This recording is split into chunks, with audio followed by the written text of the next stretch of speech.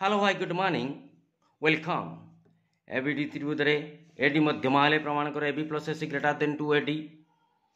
तो त्रिभुज ABC अच्छी AD मध्यमा अच्छी मध्यमा हूँ गोटे त्रिभुजर शीर्ष बिंदु विपरीत बाहर मध्यबिंदु को जो करुवा रेखाखंड तेणु D हूँ मध्यबिंदु BC रो BD इक्वल टू CD. तो अंकन आम गोटे करें कौन ना अंकन गोटे आम करें जे AD मध्यमा को D दिगरे ई पर्यंत वर्धित करा जाऊ जेपरी AD इक्वल टू DE हम और CE जग करा जाऊ.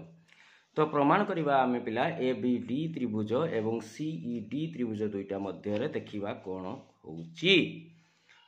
तो वर्तमान प्रमाण आम लिखा ट्रांगेल ABD और ट्रांगेल CED मध्य रे कौन देखुचे आम ना BD इक्वल टू CD एटा आमको दिया थिला अर्थात दत्त एवं कौन अच्छी ना AD इक्वल टू DE एटा आम अंकन रु पाइचे अंकन रु एवं आउ कौन रहिला ना angle ADB equal to angle CDE एटा को कौन पिला प्रतीप कौन तेबे आम जानीगले ट्रांगेल दुईटा सर्वसम हो गला triangle ABD congruence to triangle CED कौन सर्वसमता पड़िला बाहु कोण बाहु बा को बा.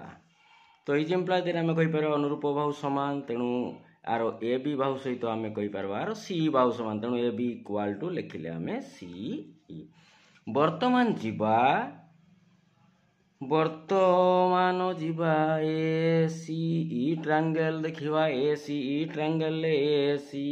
ट्रांगेल रे दुई बाहुर दैर्घ्यर समष्टि तृतीय बाहु अपेक्षा बृहत्तर अर्थात AC plus CE greater than AE is implies that AC रहिला CE बदले आगु प्रमाण कर साचे AB तेणु AB गला ग्रेटर देन AE होउची AD रो दुई गुण कारण D होउची मध्यबिंदु AD जेतिकी ED सेतिकी प्रूव्ड हे गला AB plus AC greater than 2AD.